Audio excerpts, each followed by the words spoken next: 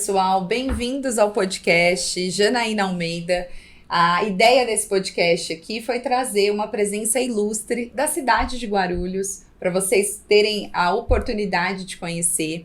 Hoje eu trouxe uma amiga aqui, que é a Luana Barreto, mãe de 2, publicitária, formada em jornalismo. A Luana tem uma carreira brilhante aí já há 16 anos com mídias sociais. E a Luana também é vice-presidente da Escola Waldorf, que fica aqui em Guarulhos, onde os filhos dela estudam. Eu até quero contar um pouco para vocês, né, dessa associação antroposófica.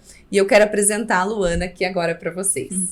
Jana, eu me sinto muito feliz pelo esse convite. Antes de tudo, quero dizer que eu te admiro muito como mulher, como pessoa, a sua trajetória. A ideia do videocast é bem legal, né, da gente conversar com o público da nossa cidade, né? Pessoas bacanas, importantes. Então, assim, eu tô me sentindo muito feliz e obrigada pelo convite. Eu que agradeço. Acho que a gente tem muita coisa aqui para compartilhar. A Luana, nesse momento agora, ela tá como vice-presidente da Escola Waldorf aqui em Guarulhos e, coincidentemente, meu filho estuda nessa escola. E eu tive a oportunidade de conhecer, de entender um pouquinho mais. Eu até quero que você fale sobre isso, Lu. Como que foi tudo isso para você? Como que você conheceu a pedagogia Waldorf? Bom, eu sempre trabalhei ali na região da Zona Sul, na região da Vila Olímpia, Vila Nova Conceição.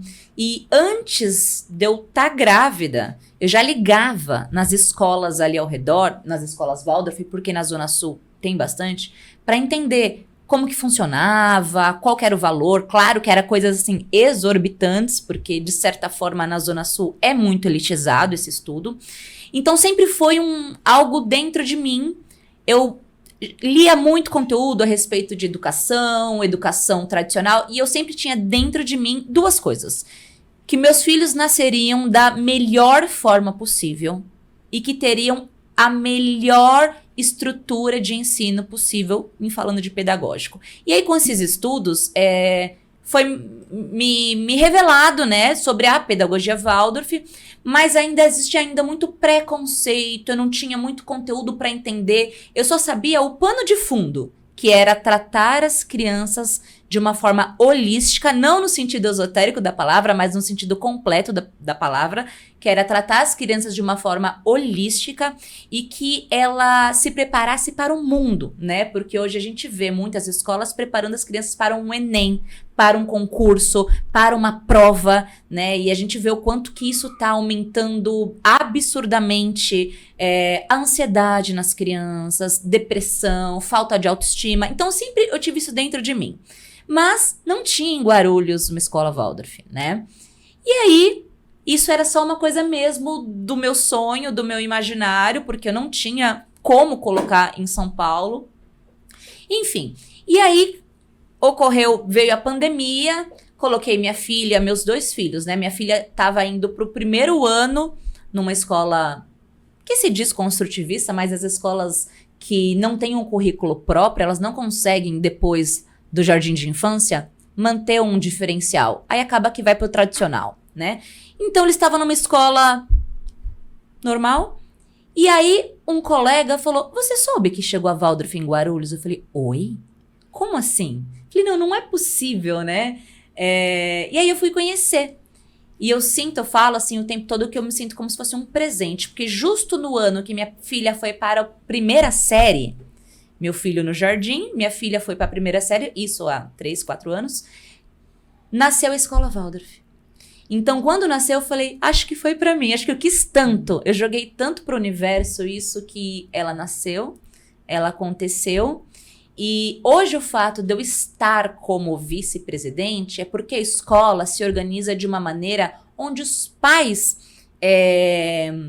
fazem a administração, né? Então, são feitas eleições sociocráticas através de votação. Então é eleita uma diretoria, ela tem um mandato de 2 anos, meu mandato termina agora. E é isso, eu acho que hoje é um presente para Guarulhos ter nascido a 1ª escola Waldorf na cidade, porque, não sei se você sabe, Jana, a escola Waldorf, ela faz parte do maior movimento educacional independente do mundo. Por que independente? Porque ela não depende do poder público nem privado. Uau. É como se fosse um terceiro setor, né? Então, como ela existe há 100 anos em todos os continentes, mais de 1.000 escolas, é um grande movimento, né? E Guarulhos merecia, né? E nasceu a Waldorf Conin. Eu fiquei muito feliz também de ter essa oportunidade de conhecê-lo. Quando o Lucas teve um diagnóstico de TDAH, logo que ele passou por toda a avaliação psicológica com equipe multidisciplinar, algumas pessoas ali me indicaram e disseram, olha, o Lucas precisa desse olhar, né? De uma escola onde ele tenha todo esse acolhimento, onde ele se sinta uma criança inclusiva, porque na escola tradicional o Lucas tinha muita dificuldade de aprendizagem. Sim. E essa coisa da criança ter prova toda semana, estava assim extremamente exaustivo. Ele veio, né, uma criança que foi alfabetizada na pandemia, então acho que tudo isso também conta, onde ele tinha dificuldade, chorava para ir para a escola. E hoje olhar para o meu filho, né, nessa pedagogia, entender que ele pede para ir para a escola, que às 6 da manhã, horário britânico, ele fala, mãe, também. Não posso me atrasar porque eu preciso estar na escola, eu tenho horário para entrar. E aí eu acho que entra muito a ideia também de espiritualidade mesmo, onde eles chegam, fazem uma oração para começar essa aula, né, que é um verso que para mim é uma oração. Até emociona, sabe que meu filhinho, meu pequenininho, tem 6 anos. Ele, todo sábado, eles dormiam muito nos avós de sábado. E ele parou, ele não quer mais. Que de domingo ele faz o nosso café da manhã. E ele não deixa a gente comer enquanto ele não faz a oração. É um verso, né? Em agradecimento a quem plantou aquele alimento. Mas, e eu acho isso muito lindo, porque fica neles, né? Mas existe uma coisa, Jana, muito importante, que a gente precisa olhar para a pedagogia como forma de cura. A pedagogia, ela cura. Ela adoece, mas ela também cura. Dependendo da pedagogia, ela pode adoecer uma criança. Então, nós recebemos muitas... Hoje a escola, ela aumentou muito, né? Saímos de um espaço de 300 metros e estamos agora de 3.000 metros. Saímos de um quadro de 47 alunos, hoje a gente tem beirando 70 alunos. E a gente recebeu muitos alunos, infelizmente, adoecidos com o sistema tradicional. Porque te coloca numa caixa, te obriga a pensar daquela maneira. Então, quando você vem para uma pedagogia que ela prepara a criança para a vida, realmente a criança se sente acolhida. Então, como eu vejo o seu filho, eu vi como ele chegou. Por coincidência, eu estava na escola, no primeiro dia que seu filho chegou na escola, e ele falava, é sério, tia, que aqui é assim? Ô, tia, de verdade? Ô, tia, eu vou estudar aqui. Eu falei, não sei, a sua mãe está conversando com a diretora pedagógica, vamos ver. E assim como o Lucas, eu vi outras crianças, e hoje são outras crianças, elas sentem com autoestima. Pertencentes. É como se fosse um segundo lar, é isso que eu sinto da escola mesmo. E é difícil ter essa rotina da criança falar, mãe, eu não posso faltar. Eu tenho o meu compromisso de estar ali, né? Eu não posso deixar de aprender. E é um aprender muito mais leve, né? Onde eles precisam construir ideias. Então, o Lucas tá, assim, extremamente realizado e eu fico feliz e sempre comento, né, com as pessoas que eu posso à minha volta para falar sobre essa mudança, porque é notório, todo mundo que conhece o Lucas, eles conseguem visualizar o Lucas de antes e o Lucas depois da Waldorf. Então, isso para mim é muito gratificante. E é muito bom ouvir isso, porque é um grande desafio, sabe? Eu aqui nesse papel como vice-presidente, fazendo parte de uma diretoria, você não tem ideia dos desafios que é manter uma escola associativa sem um capital de giro, precisando de uma reforma. É um grande desafio, mas a cada dia a gente é muito espiritual. Claro que isso eu não tô falando de religião, tá, gente? Não é questão de religião. Entendemos que existe um plano superior olhando por nós, seja Deus, seja Alá, Jeová, seja a forma como que você se manifesta.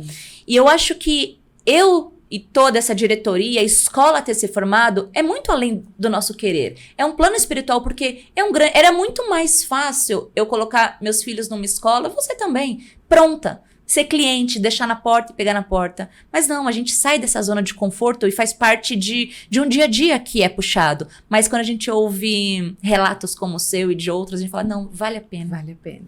Eu não tenho dúvida, assim. Então, até as pessoas que não conhecem, né? Mas o que tem de diferente? Ah, mas, poxa, ele não tem prova, então? Como que é isso? A criança é avaliada o tempo todo. E ela é avaliada como um todo mesmo. Tanto, enfim, a parte espiritual, tanto a aprendizagem. Coordenação motora, pensamento crítico, habilidade de raciocínio. Muito. E eu vejo, assim, dificuldade que ele tinha de fazer coisas mínimas. E eu falo, uau, que evolução.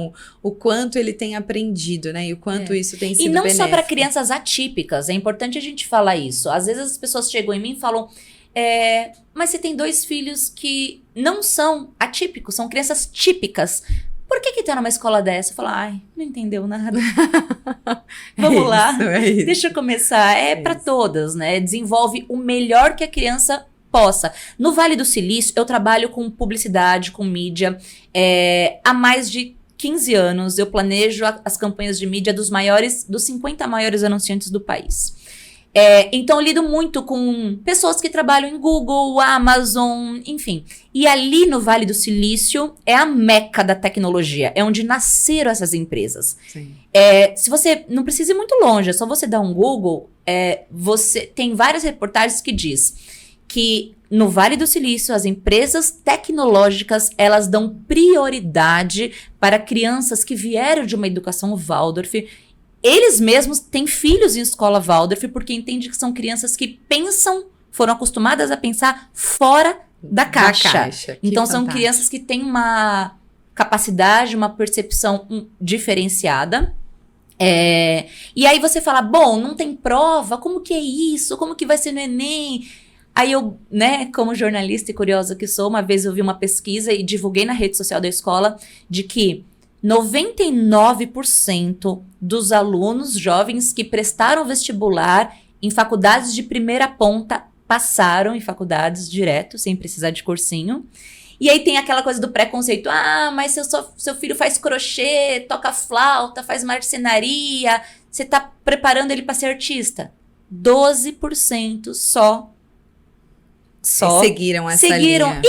E não que esteja errado ser artista, né? Sim. A atividade cultural, ela é curativa também. Ela salva, né? Eu sempre falo isso, Lu, assim, eu tenho a minha história, né, sou uma paciente oncológica e tive diagnóstico de câncer de mama, passei por um tratamento tão exaustivo e eu sempre pensei nisso, assim, que é tudo isso que eu fazia, do yoga, sim, dessas atividades, pequenas atividades que eu conseguia fazer durante o tratamento, que era realmente a cura pra mim, assim, era o que me dava ânimo, sim, era o que me dava um gás pra eu seguir no dia seguinte, ir pro hospital.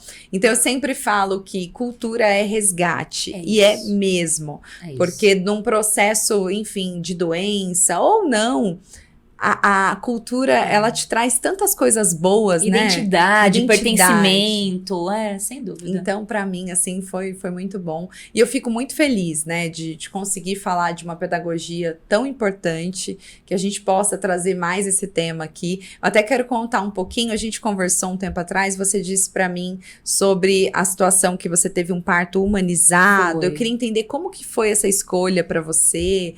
E é bom você falar sobre isso. A gente ouve tanto falar sobre violência obstétrica e cada vez mais eu tenho ouvido pessoas chegar até a mim e falar, nossa, aqui em Guarulhos, em tal lugar, eu sofri violência obstétrica. Isso é tão sério, né? E eu queria que você trouxesse esse olhar aqui. Você sabe que em Guarulhos você não consegue ter um parto humano. Você tem um parto vaginal. Mas isso não quer dizer que você tenha um parto humano. Ele é cheio de violência obstétrica. 1 em cada 4 mulheres, aí eu vou falar Brasil, 1 em cada 4 mulheres no Brasil sofrem violência obstétrica. Então a mulher pegou pavor do parto vaginal, principalmente as pretas e periféricas, que são as que mais sofrem, assim como no câncer, né? É estatístico, né? Infelizmente, Lu, até trouxe essa estatística há pouco tempo agora, de que mulheres negras, elas têm um diagnóstico muito mais avançado e tardio por conta da classe, né? Social, enfim. Seu CEP diz muito mais sobre você, isso é muito triste. Eu sempre penso assim, que todo mundo conseguisse ter acesso à saúde hoje, né? Enfim, no Brasil, em Guarulhos, eu sonho com isso. Porque eu vejo a dificuldade que as pessoas têm de conseguir um tratamento, de conseguir realizar exames.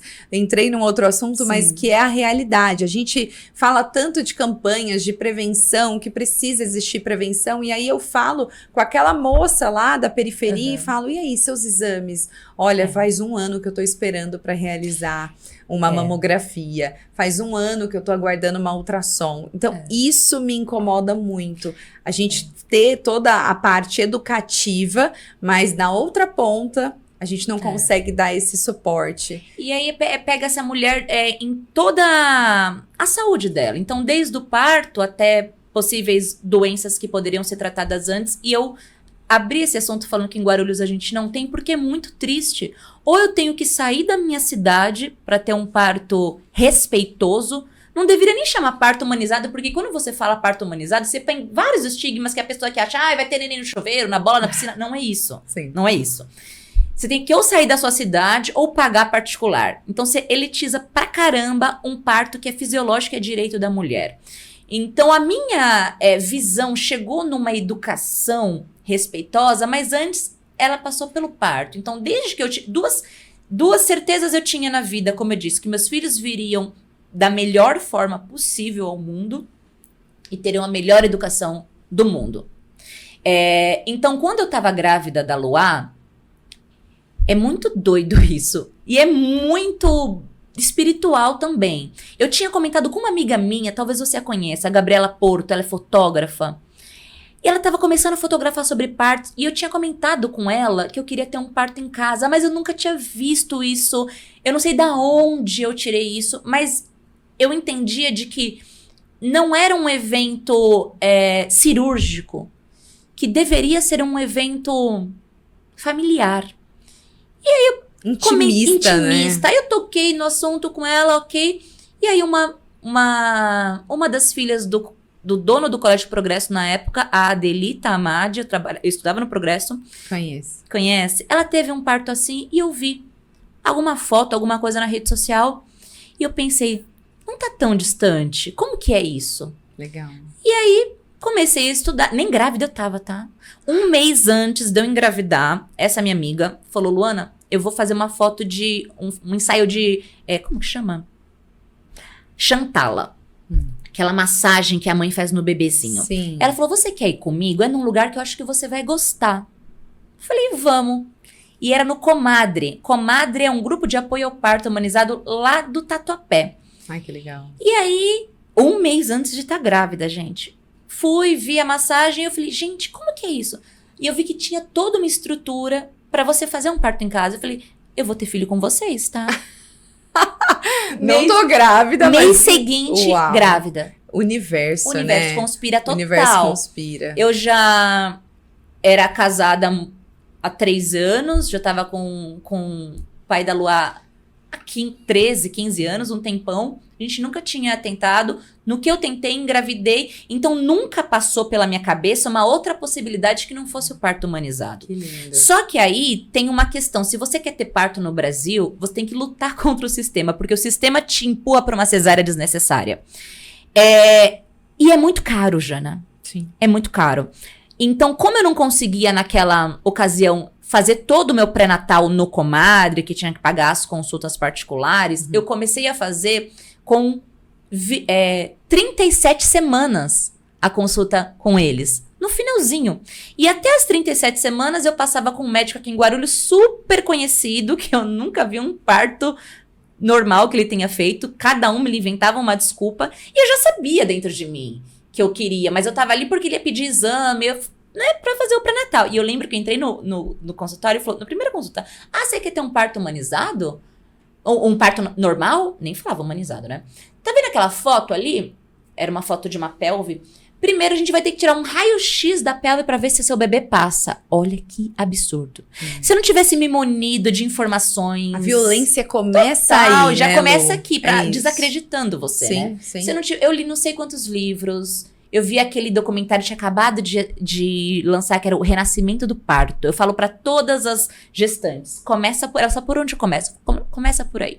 E aí eu vi o documentário e tal, e aí eu falei, o que eu vou falar pro pai da Lua? Né? O que eu vou falar pra ele? Porque ele não entende nada disso. Aí eu coloquei o documentário pra ele assistir. Terminou o documentário e ele falou assim, nós vamos ter a nossa filha da melhor maneira possível no tempo dela. Que lindo. Tanto que assim, nos meus 2 partos ele foi fundamental. Tinha hora que era ele que me dava forças ali, né? Que lindo. E aí começou o meu ativismo aí, porque eu falei, cara, como é que pode? Em São Paulo a gente tem 2 casas de parto do SUS. A Casa Ângela e a Casa Sapopemba. Sim. E aí eu vi um movimento de mulheres saindo de Guarulhos para ir ter nessas casas sem custo. Por que Guarulhos, uma das maiores cidades do Brasil, não tem uma casa de parto? Não, e a segunda maior cidade de São Paulo, É. que deveria, né, ter esse olhar. Eu acho que a briga aqui na cidade é para construir o quanto antes o Hospital da Mulher. Que poderia ter um anexo com casa de parto ali. Nossa, poderia seria atender lindo. mulheres oncológicas com mais velocidade. Sim. E eu digo mais, poderia também dar um suporte completo para mulheres vítimas de várias violências, não só obstétrica, mas violência, abusos sexuais, porque hoje uma mulher que sofre um abuso sexual, ela tem que fazer um rolê gigante. É delegacia, é no Pérola Baita, corpo de delito, é não sei o que lá. Que situação. Por isso que a né? gente é Sim. subnotificado, porque a gente não tem como dar essa assistência toda para uma mulher. Então, quando eu busquei o parto para os meus filhos, foi nesse sentido por isso que eu tive em casa. Claro que você tem uma equipe de backup, que lá fica de prontidão, caso você precise de uma transferência. É super seguro, se você tem uma gestação de baixo risco. E aí, meus filhos vieram.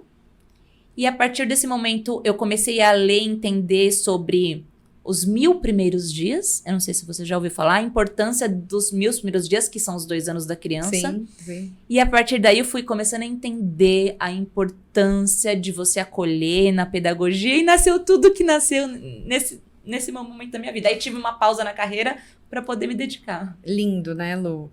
E falando em carreira, você até comentou comigo que durante o processo que você estava, né, no auge da sua carreira, você ficou grávida, você foi descartada, né? Eu acho que a Total. palavra é essa. Total, não servia mais. Não servia mais. E isso é uma coisa, assim, que me dói, porque eu vejo pelo meu lado da realidade das pacientes oncológicas, todo mundo que passou pelo câncer, o quanto se sente, assim, impossibilitado de recomeçar, né? De voltar para o mercado de trabalho.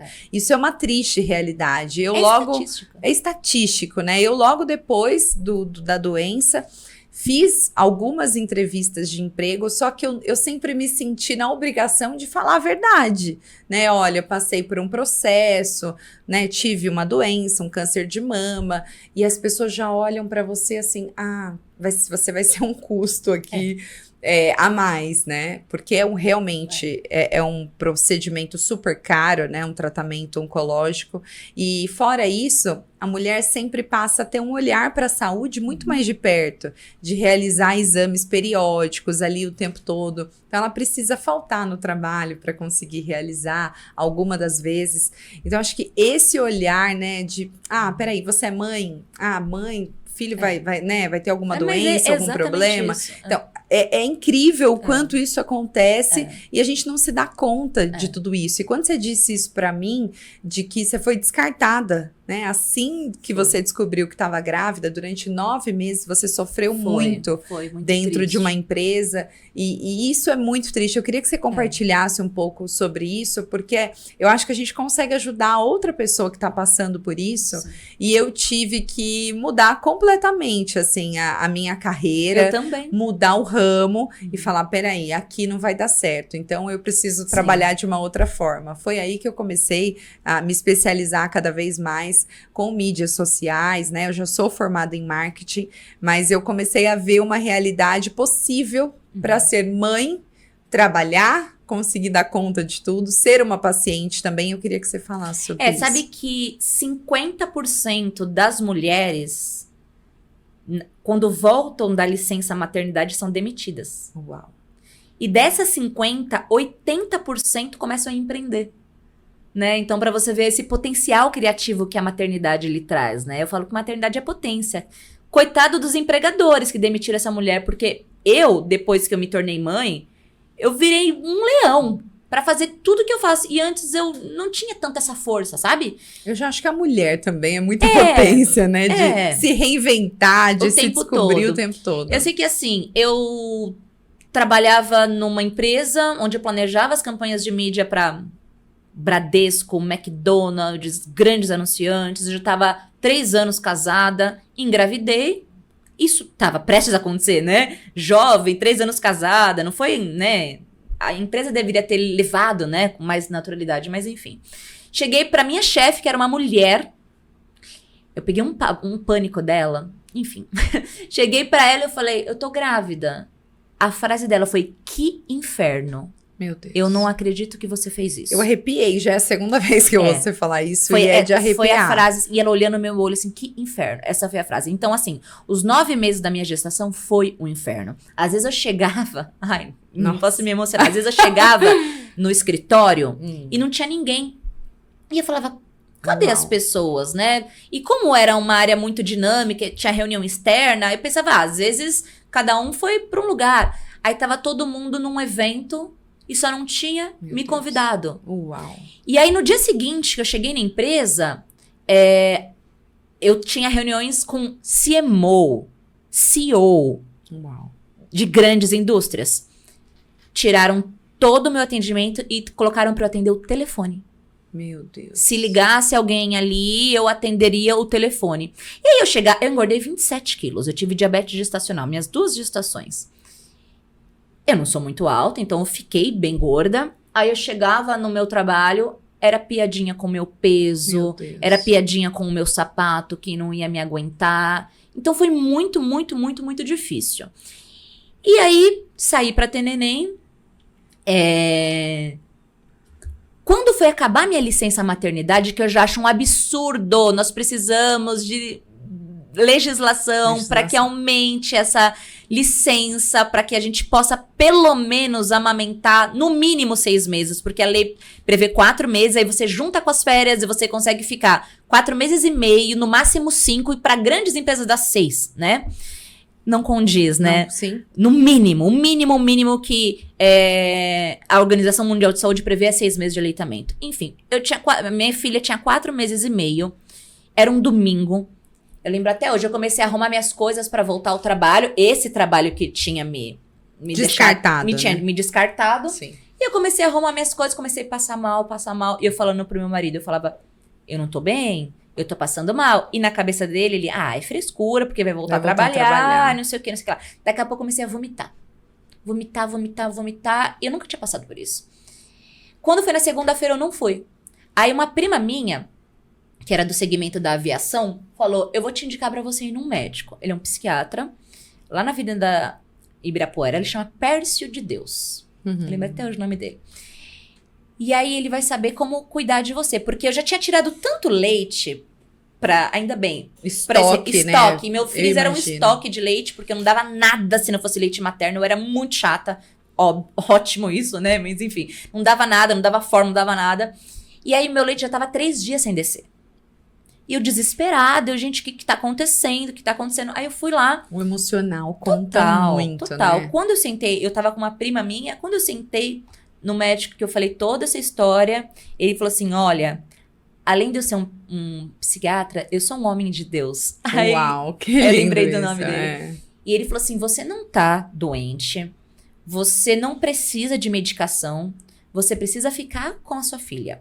Porque até o primeiro ano de vida de uma criança, ela não entende que ela não faz parte da mãe. Ela acha que ela e a mãe é um ser só. Né? Pertencentes, é um elo. Isso não pode ser quebrado. Aí ele falou, eu vou te afastar pra você ficar até o primeiro ano da sua filha com ela.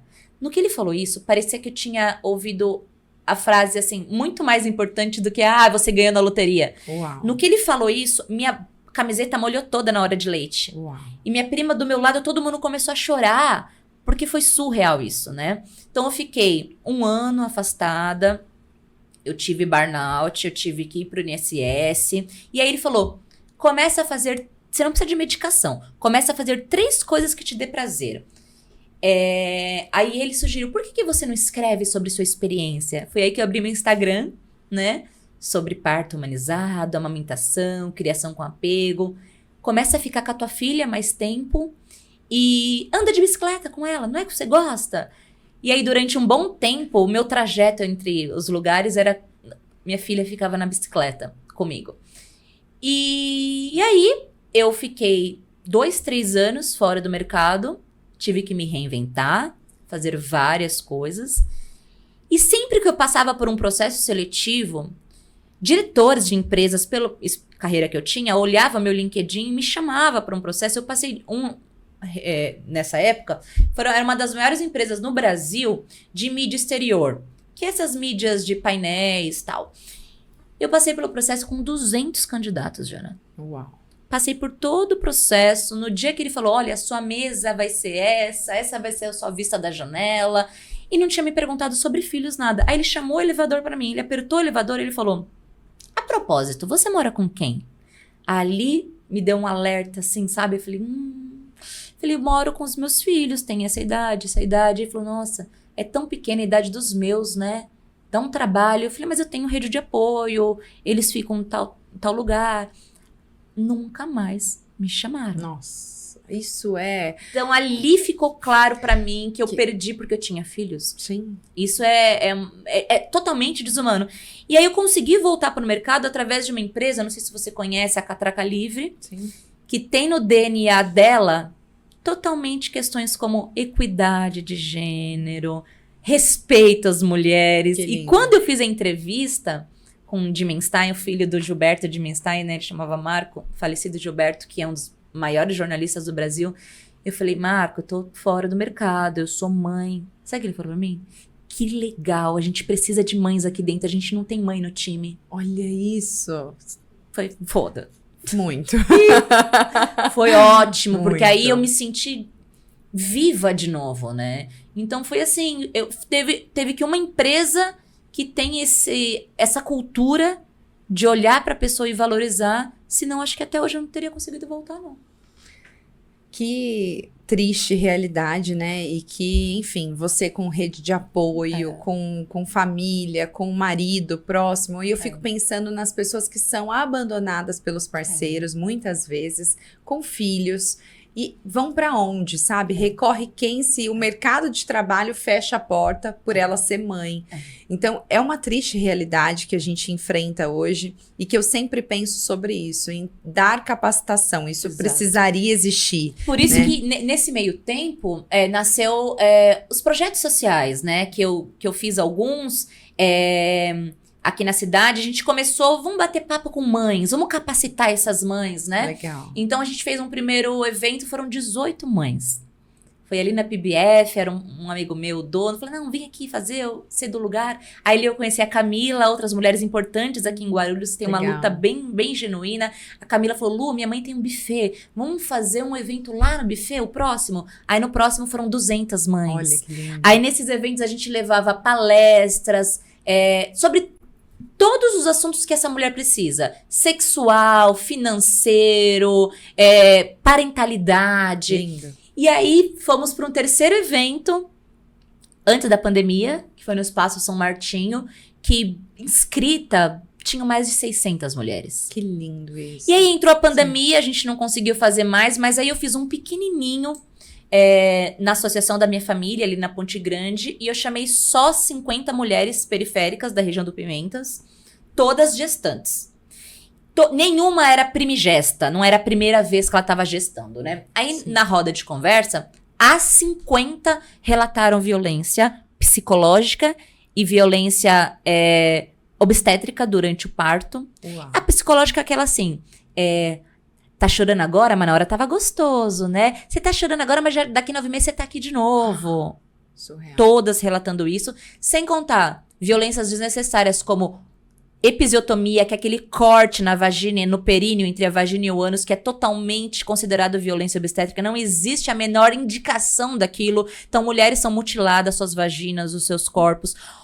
Aquela manobra de Christeler, que fala, que é aquela que empurra o bebê, quebra a costela de uma mulher. Meu Deus. E aí eu vi e falei, cara, a gente precisa que isso mude. Então, E às vezes a mulher não sabe nem que tá passando Nem que por tá uma passando. violência obstétrica. Eu te falo por mim, que tive um parto, enfim, num hospital em São Paulo, né? Até me sinto privilegiada, tive um convênio médico e numa instituição privada em São Paulo, que eu não vou nem relatar o nome aqui, com um excelente profissional. E no parto, o médico foi tão grosseiro comigo, mas tão grosseiro.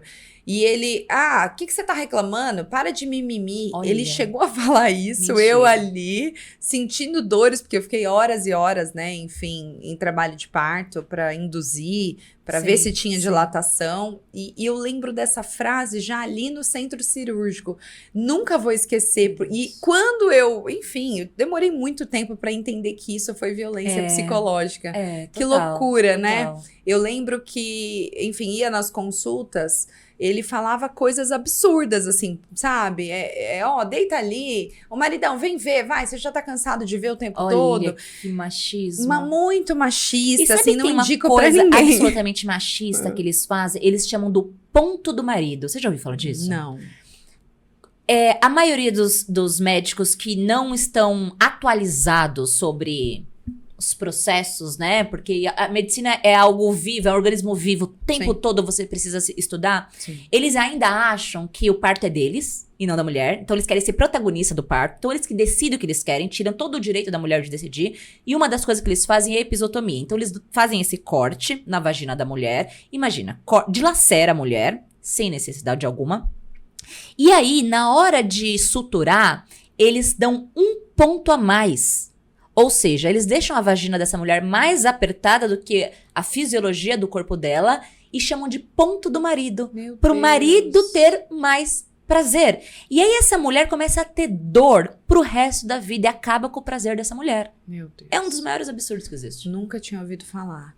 E isso que me dói, porque por isso você falou agora de encontro até com mulheres, eu acho que a gente precisava abrir mais Sem isso, dúvida. né? Ter encontro com mulheres pra gente falar sobre sexualidade, pra gente falar sobre, enfim, tantas causas sociais, sobre vida financeira. Tem tanta gente que precisa se recolocar no mercado de trabalho. Então, acho que tem muita coisa que a gente consegue agregar, ajudar. Você falou até de um episódio, né, dentro dessa vida sua, dessa correria toda, você saiu como candidato, até queria que você falasse um pouco sobre isso, porque a gente sabe a importância da mulher na política. Sim. Eu estava ouvindo, né, um relato esses dias de que mulheres na política, o índice de escândalo, de coisas erradas ali, diminui bruscamente pelo fato de ser mulher, Sem né? dúvida. Se a gente conseguisse falar sobre isso, eu acho que seria interessante. Na verdade, eu nunca tive ninguém na minha família, não sou de família do meio político. Eu sou talvez, apenas uma sonhadora, ativista.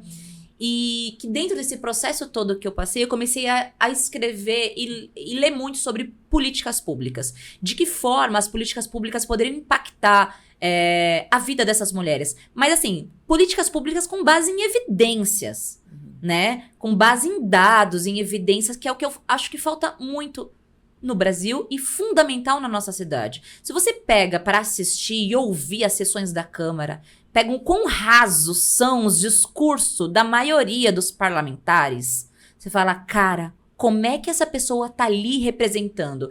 Então eu sentia muito isso de que faltava pessoas com conhecimento e vivência genuína naquele assunto. E aí eu pensei, vou tentar, por que não? Legal.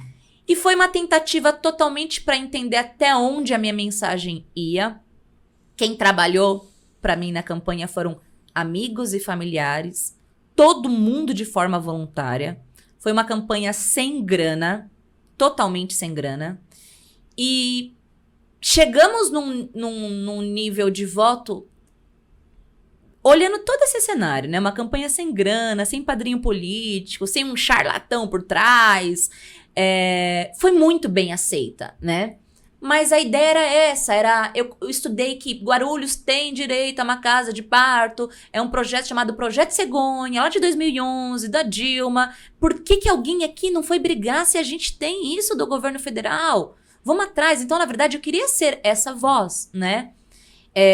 Não fui eleita, eu entendi no dia da eleição o porquê, e aí eu entendi que eu estava concorrendo com pessoas que vivem de carreira, né? E que fazem o sistema todo funcionar para que eles sejam eleitos. Uau. Então era gente muito, muito grande, né? Depois eu tive convites para eu participar de alguma forma do governo.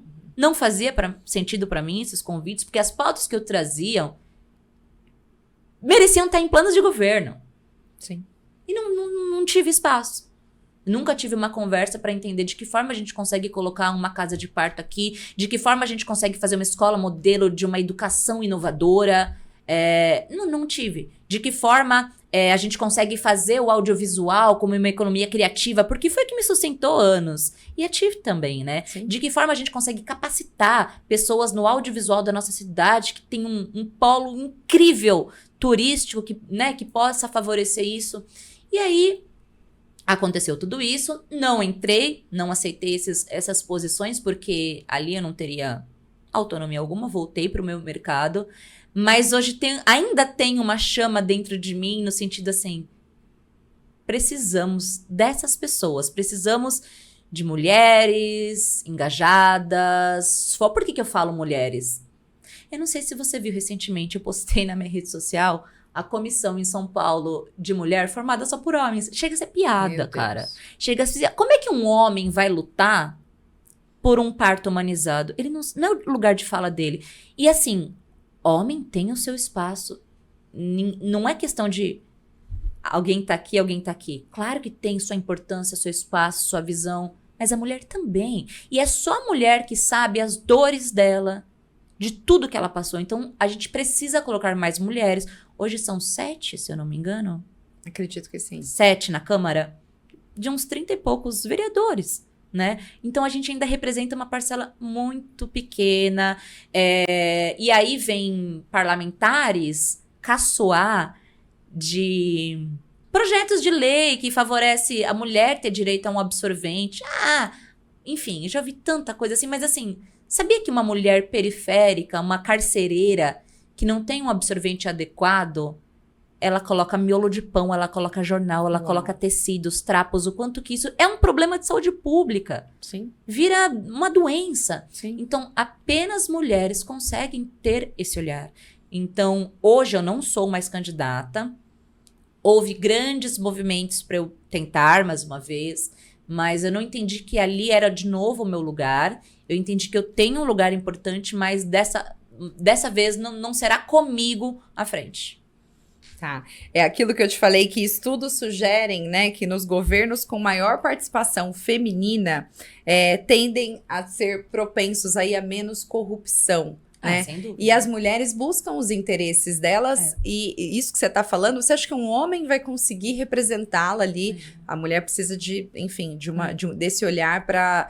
Né, no cárcere ali privado, de absorventes, ações sociais, esse lado humanizado do parto, da gente ter esse olhar, os exames da mulher que ela precisa realizar o tempo todo. Eu vejo que não tem esse olhar mesmo, né? Isso entristece muito saber que a gente tem uma potência tão grande, que a gente pode fazer muito mais e que a gente deixa de fazer aqui na cidade de Guarulhos. E é isso. Eu queria que você contasse um pouquinho, a gente conseguiu dar um relato sobre muitas coisas aqui. Quero te agradecer, porque eu acho que foi super importante, né? A gente vai começar cada vez mais a trazer histórias inspiradoras aqui da cidade, que eu acho que tem muito para agregar. Obrigada por ter vindo. Imagina, eu que agradeço, Jana. Acho que lugar, espaço, né, de fala é muito importante, e cada vez vem surgindo mídias novas, como o videocast, que é legal, é fácil de consumir, de encaminhar para os amigos, você pegar uma fala ali que faça sentido para você.